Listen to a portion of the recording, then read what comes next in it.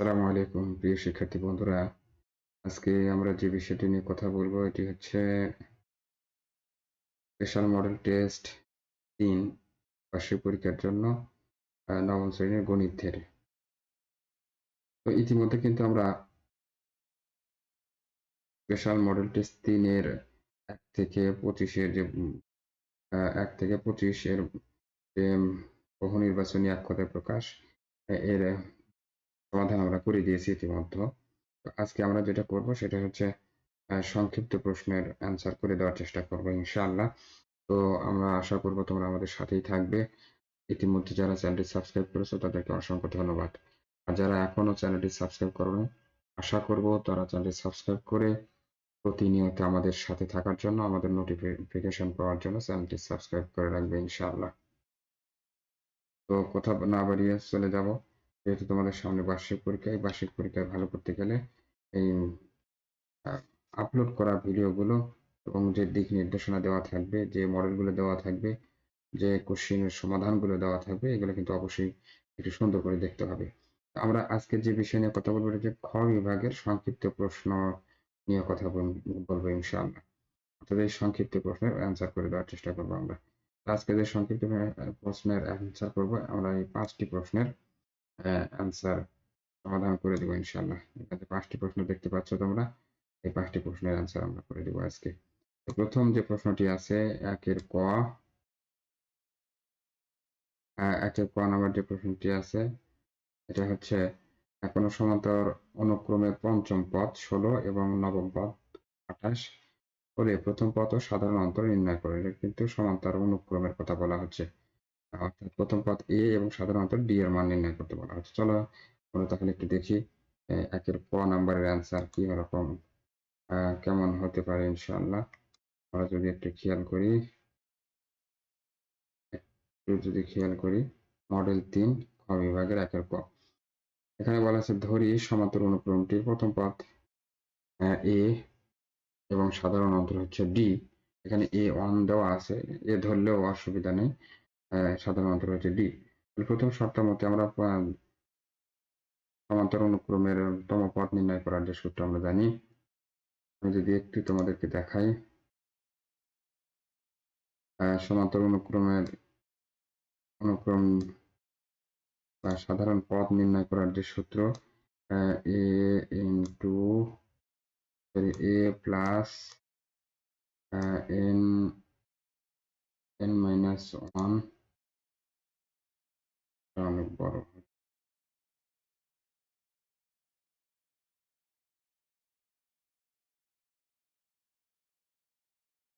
N minus one into D. এটা হচ্ছে কিন্তু আমাদের সাধারণ পদ নির্ণয় করার জন্য সূত্র। তো এখানে বলা হয়েছে যেহেতু পঞ্চম পদের কথা বলা হয়েছে যে পঞ্চম পদ, তাহলে আমরা এখানে এই সূত্রের মধ্যে আমরা কি করব, এই এন এর মান হিসেবে ৫ কে বসায় দিব ইনশাআল্লাহ। তাহলে এ প্রথম পদ প্লাস পঞ্চম পদ, যেহেতু এন তম পদের সূত্র এটি, পঞ্চম পদের কথা বলা হয়েছে, তাহলে এন এর মান হবে কত, ৫ বিয়োগ ১ ডি। এটা একটা ৫ নম্বর পদ এবং এটা কিন্তু একটা ৫ নম্বর পদ। এই জন্য দুইটা সমান দেওয়া হয়েছে, শর্ত মতো সমান দেওয়া হয়েছে। তো এ প্লাস ৫ এর ভেতর থেকে একবার দিলে ৪ডি সমান ১৬। এটা ১ নম্বর সমীকরণ দিয়ে রাখলাম। যেহেতু আমাদের এটা পঞ্চম পদ, সমান হওয়ার কারণ হচ্ছে এটাও কিন্তু পঞ্চম পদ, ১৬ কিন্তু পঞ্চম পদ, এই জন্য মতে সমান দেওয়া আছে সমীকরণ ১ নম্বর। দ্বিতীয় শর্ত বলা হচ্ছে সাধারণ এনতম পদে যে সূত্র, ওখানে 9 বসাতে হবে, এটা ৯তম পদ। তাহলে ৯তম পদের সূত্র এটা, মান বসিয়ে A plus N minus one into D সমান 18। কারণ নবম পদ ২৮ও বলা আছে, 18 তো না ২৮, মান বসিয়ে। তাহলে আমরা যদি এটা হিসেব নিকেশ করি, এ প্লাস ৯ এর ভেতর থেকে একবার দিলে 8ডি, এ প্লাস 8ডি সমান ২৮, ২ নম্বর সমীকরণ। তো এই আমাদের টার্গেট হচ্ছে এ এবং ডির মান বের করা। তাহলে সমীকরণ সমীকরণ সমীকরণ 2 হতে 1 নং বিয়োগ করি, 2 নম্বর হতে 1 নম্বর বিয়োগ করতে হবে। তো বিয়োগ করার সময় আমাদেরকে অবশ্যই খেয়াল রাখতে হবে যে বাম পক্ষ থেকে বাম পক্ষ বিয়োগ করতে হবে, ডান পক্ষ থেকে ডান পক্ষ বিয়োগ করতে হবে। তো এটা যেহেতু দ্বিতীয় রাশি, দ্বিতীয় সমীকরণ, তাহলে এই বাম পক্ষ থেকে প্রথম যে সমীকরণ, এই সমীকরণকে বিয়োগ করতে হবে।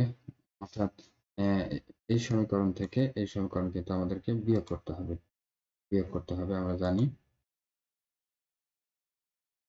হাইলাইট করে যদি দেখাই, এই সমীকরণ থেকে এই সমীকরণের বাম পক্ষ, এই বাম পক্ষ থেকে বাম পক্ষ বিয়োগ করতে হবে এবং ডান পক্ষে 28 থেকে 16 বিয়োগ করতে হবে।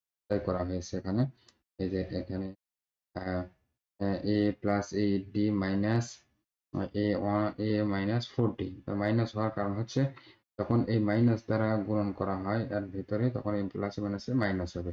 আর এদিকে তো 28 বিয়োগ 16, তাহলে এখানে কাটার পর থাকে কি, 8ডির ভিতর থেকে 4d বাদ দিলে থাকে 4d, থাকে 12, 12 থাকে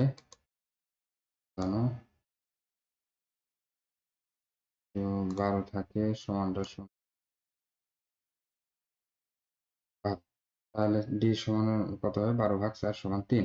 এটা কিন্তু আমরা ডি এর মান পাইলাম। তো ডি এর মান যে কোনো একটা সমীকরণে বসাই দিলে আমরা কিন্তু এর মান, তখন এক নং এ ডি সমান 3 বসাই, তাহলে 1 নম্বর সমীকরণ এ প্লাস 4,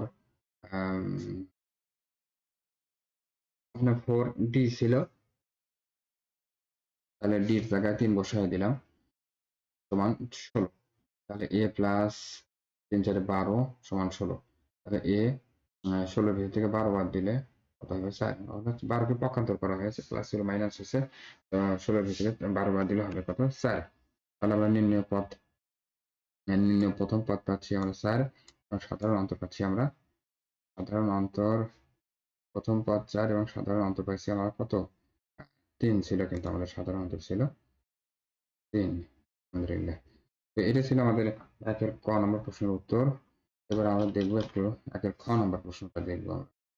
একের খ নম্বর প্রশ্ন এখানে আমরা যদি একটু খেয়াল করি, এই যে একের খ নম্বর প্রশ্ন, শিক্ষার্থী বন্ধুরা, কোনো ধারার প্রথম পদ n সংখ্যক পদের সমষ্টি n ইন্টু n প্লাস 1, ধারাটির 10টি পদের সমষ্টি কত হবে? 10টি পদের সমষ্টি কত হবে? ছোট্ট একটা অঙ্ক, সুন্দর একটা অঙ্ক। আমরা দেখবো খ নম্বরে কি অ্যান্সার, সমাধান দেখবো আমরা। খ নম্বরে দেওয়া আছে ধারার প্রথম n পদের সমষ্টি বা n সংখ্যক পদের সমষ্টি Sn সমান n ইন্টু n প্লাস 1। ধারার প্রথম 10টি পদের সমষ্টি নির্ণয় করতে বলা হয়েছে। তাহলে আমরা কি করব, n এর জায়গায় শুধু 10কে বসিয়ে দেবো। 10টি পদের সমষ্টি কি হবে, S10 সমান 10 ইন্টু 10 প্লাস 1। 10 এখানে কত হবে, 10 আর 11, 11 গুণন 10 সমান 110। ধারাটি প্রথম, তাহলে পাইলাম আমরা কত, 10টি পদের সমষ্টি 111, 110,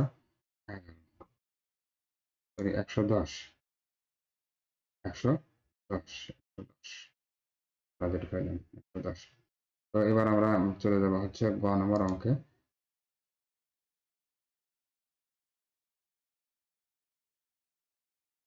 গ নম্বর অঙ্ক কি বলতেছে, এখানে দেওয়া আছে গ নম্বর অঙ্ক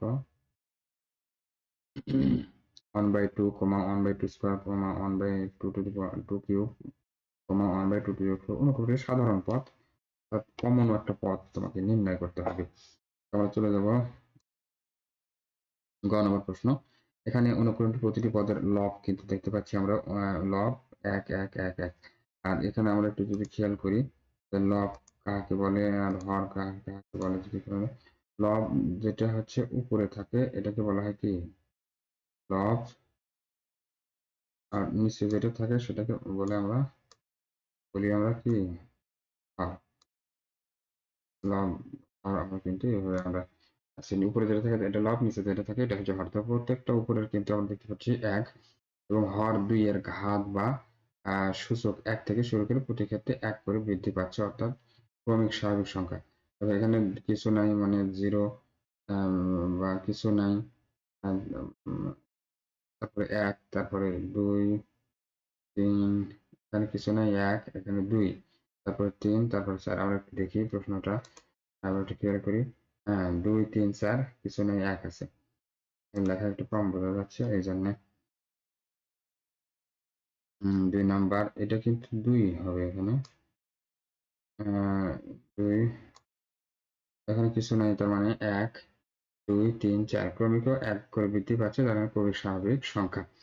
তো আমরা যদি n, তাহলে কি হবে, স্বাভাবিক সংখ্যা। অতএব অনুক্রমটির সাধারণ পদ কি হবে, an সমান কি 1/2 to the power n, n/2 two the power n। আমরা যদি স্বাভাবিক সংখ্যা n, এখানে সমান আমরা স্বাভাবিক সংখ্যা n এর মান 1, 2, 3, 4 বসালে কিন্তু আমরা পাচ্ছি, এখানে আমরা পাচ্ছি 2 two the power n, 2 two the power n। n এর স্বাভাবিক সংখ্যা যদি আমরা বসাই 1, 2, 3, 4 করে, এইভাবে যেহেতু 1 করে বাড়তেছে, উপরের পাওয়ার বা সূচকগুলো হচ্ছে স্বাভাবিক সংখ্যা। তো এটা হবে কি 1/2 টু দি পাওয়ার সাধারণ পদ। আমরা চলে যাবো শিক্ষার্থী বন্ধুরা, ঘ নম্বর গেল, ঘ নম্বর অঙ্ক একটু দেখবো। ঘ নম্বর অঙ্ক দেওয়া আছে, সুন্দর একটা অঙ্ক এখানে।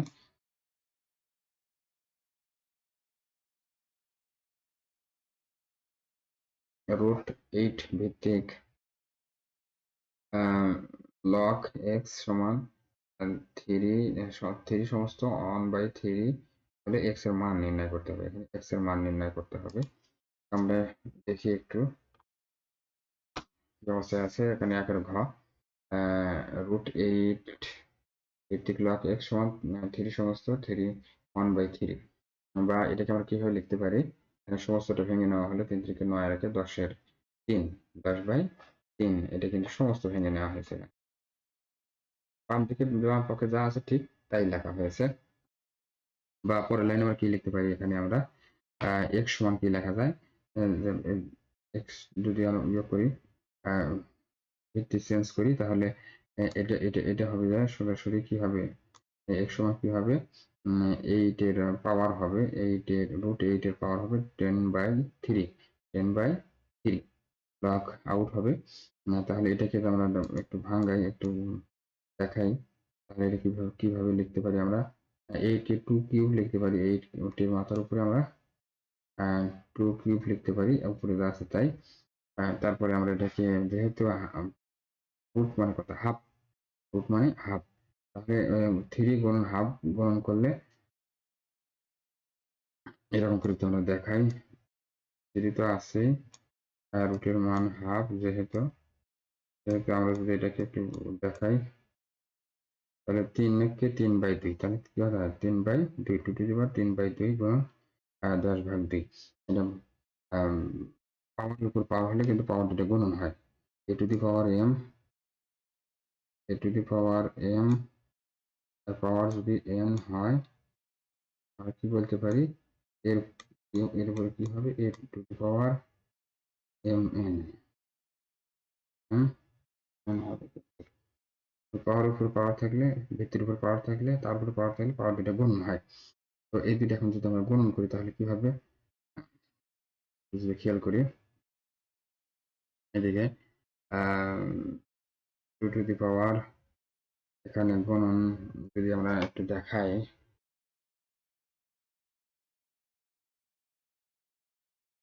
এখানে সুন্দর করে গুণন করা আছে, যেহেতু গুণন 9, 9 ইন্টু 2 টু দি পাওয়ার 5 সমান কত, 32 দেওয়া আছে।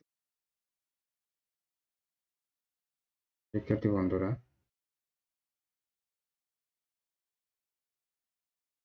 এখানে দেওয়া আছে 2 টু দি পাওয়ার 5 সমান হচ্ছে 32, তখন এই নির্ণয়ে x এর মান কত, 32 দেখানো হলো। 32টা একটু তোমরা হিসেব নিকেশ করে দেখতে পারো, এখানে হিসেব নিকেশ যদি করো কত হয় যদি খেয়াল করো।